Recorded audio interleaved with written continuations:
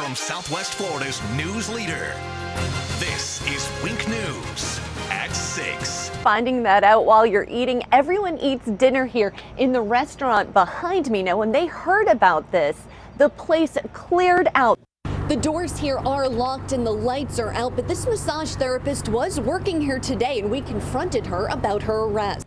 Well, Stacey and Amanda, it has dried out, and if you take a look over here in the parking lot, you can see these puddles. This entire parking lot was flooded with about 5 inches of water. So yes, it has gotten much better, but if you come with me and follow me, this is the doggy play area here at Camp Bow Wow, and these are all individual AstroTurf squares, and it got so flooded in here, they actually started to lift up and float away.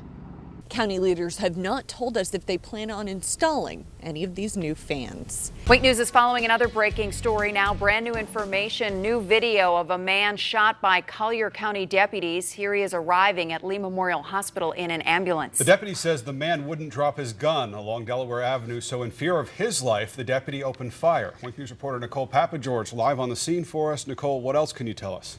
Well, in the past 45 minutes, Chris, I can tell you the sheriff's office helicopter was up. It was taking pictures of the crime scene. And I'll show you that deputies and crime scene investigators are still here looking for any shells from the gunshots, also marking any evidence here. Find a new place to stay. Wink News reporter Jennifer Jones is live at the house tonight. And Jennifer, where does the family go from here? Lois, that's the big question tonight. The family is trying to figure that out. But in just the past hour, the company that's going to be taking down this tree tomorrow was actually here. They put up this yellow caution tape because the roof is unstable. An ordinary python, if you call it that, is about 7 to 10 feet. Well, this one was 15 feet long. That is the length of this rope that I have here on the dock, and this is exactly where the python was caught. And as you can expect, people ran over to see it. Nicole, what happened when you tried to talk to the owner today? Well, Chris and Lois, when we tried to go to the address that was listed on his arrest report, a woman who said that she was his wife confronted us in her car. Wink News cameras were rolling as we went to the address listed for the owner of Castaway's restaurant, Alfred Rosillo. He's facing charges of running an illegal gambling operation with electronic machines at his business. But this woman, who says she's his wife, started screaming at our camera and confronted us in her car. Why are you on my property? Why are you on my property? I'm not on your property. This is my property. This is exclusive video as the state raided the restaurant yesterday, removed gambling machines, kicked out customers eating lunch, and arrested Rosillo. Arrest reports say Rosillo allowed his employees to pay customers who win on the machines, and agents even witnessed Rosillo playing a game and getting paid by his employee. We wanted to get Rosillo's side of the story, but he never answered the door. The woman parked her car so it would block the exit gate to the neighborhood so we couldn't leave. Within minutes, the line of cars waiting to get out grew, and so did her voice. I didn't ask you to come. Why are you on my property, ma'am? Because we want to know. You want to know? The state was raiding your restaurant. But it ain't my restaurant. That house is my house. But this is the same woman who was at Castaway's yesterday and told us that agents took video games out of the restaurant. Through all of this, Rosillo was watching from his car down the road and filming the incident with his cell phone. A deputy talked with the woman and let us leave. Our questions for Rosillo are still unanswered.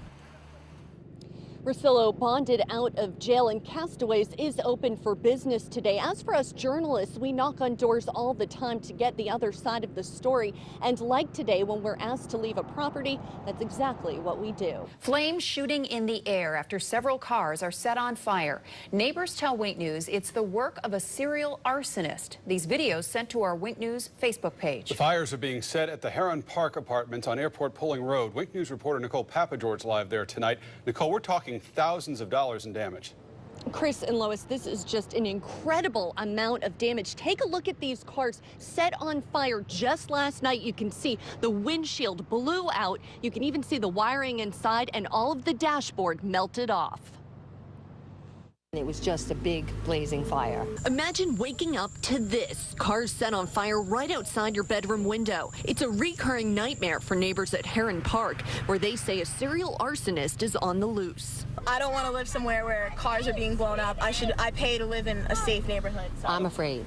for my safety. I'm afraid for my neighbor's safety. Anita Madonna tells Wink News there's been at least 5 cars set on fire since she moved here in April. One was her roommate's, the other was hers, and it happened again last night. This has gotten out of hand. Whoever is doing this, the fires are getting closer together. Today, Wink News found these hollowed out, scorched heaps of metal taped off from last night. You can see melted dashboards, burnt seats, and gas still dripping from the car doors. Neighbors say someone is lighting the fires with gas-soaked rags. One of last night's victims, a disabled elderly woman. We talked with her neighbor who's so afraid for his safety, he asked us not to show his face on camera. What's next? Next, the cars aren't good enough and it becomes units? Neighbors say the management company isn't doing enough to protect them. They say the gate at the entrance doesn't work, the lighting is inferior, and there aren't any security cameras near the apartments. What we find a lot of are kids. Look at all these little kids. Yeah. Like, what if one of them blew up and one of these kids was around? Now neighbors are begging anyone for help. This here in Park is a tragedy in the making, and something needs to be done, and done now. I contacted management Waypoint Residential. They have 15 communities like this across 5 states. Now, I didn't get a hold of anyone in their corporate office. I am told by neighbors here that they recently took over this property, but the woman who actually works the front desk here at the property tells me that the sheriff's office is investigating.